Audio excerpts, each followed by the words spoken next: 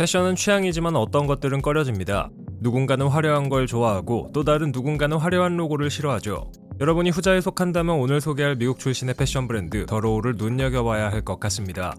겉으로 어떤 브랜드의 옷인지 잘 보여지지 않는 소위 말하는 스텔스 럭셔리로 유명해진 브랜드인데요.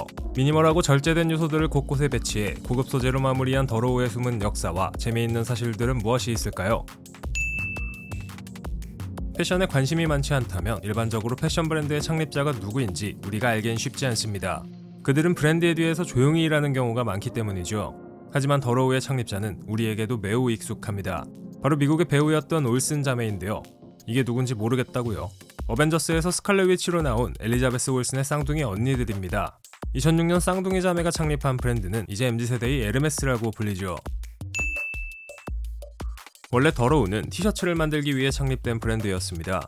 애슐리 올슨은 완벽한 흰색 티셔츠를 만들기 위해 모든 체형과 연령대의 다양한 여성들에게 자신이 만든 티셔츠를 직접 입혀보고 테스트했습니다. 완벽한 티셔츠를 만들기 위한 노력 끝에 티셔츠만 만들기는 아까웠는지 2006년 올슨 자매가 티셔츠와 레깅스, 드레스 등을 포함한 7종류의 옷이 포함된 컬렉션을 만들었죠. 올슨 자매는 브랜드가 탄생한 처음 3년간은 옷에 라벨도 붙이지 않았습니다. 대신 우아하면서도 단순한 디자인과 고급스러운 소재 같은 것들에 초점을 맞추고 옷을 만들었는데요. 사람들은 어떤 것이 세련되고 시대를 초월한다면 굳이 말하지 않아도 그걸 알아채게 됩니다. 더로우도 마찬가지였죠. 더로우의 옷들은 한 번 사두면 옷장에 두고 계속 입을 수 있는 옷입니다. 덕분에 최근에 올드머니 트렌드와 맞물려 인기를 끌고 있죠. 더로우라는 이름이 어떻게 탄생했는지 궁금하신가요? 영국에서 맞춤 정장을 만드는 거리로 유명한 세빌로의 이름을 따서 더로우라는 이름이 만들어졌습니다.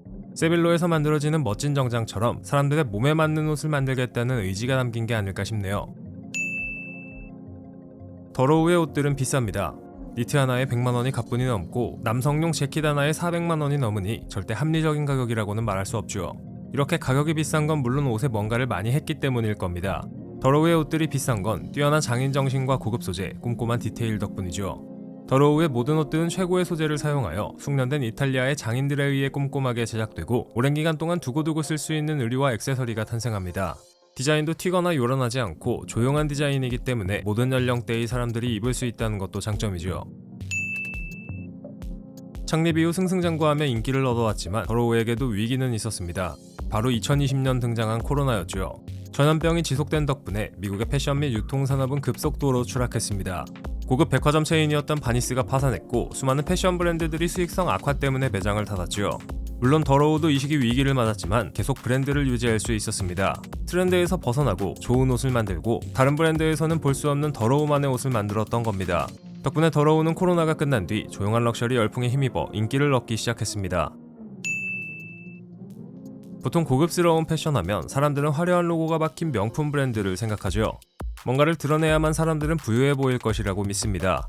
하지만 진짜는 과시하지 않고 조용히 보여준다는 것을 올슨 자매는 파악했고 이런 독특한 접근 방식을 통해 더로우라는 브랜드를 세상에 내놓을 수 있었습니다. 2023년 기준 3억 달러의 가치가 있다고 평가받는 더로우의 성공 사례는 시끄러운 소리로 가득 찬 세상에서 조용한 것이 오히려 돈이 될 수 있다는 것을 보여주었죠.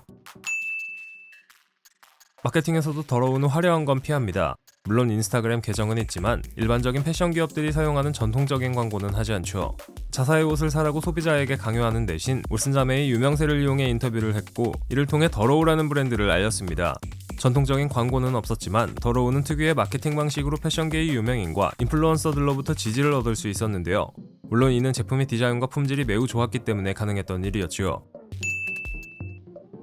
여전히 더로우는 보이지 않는 곳에서 고급스러움과 우아함을 풍기며 성장하고 있습니다. 2024년 3월에는 한국에 진출해 매장을 내고 한국 소비자들에게 다가갈 예정이죠. 브랜드가 어떻게 럭셔리 패션을 자체적으로 재정의할 수 있는지 더로우의 사례를 보면 알 수 있습니다.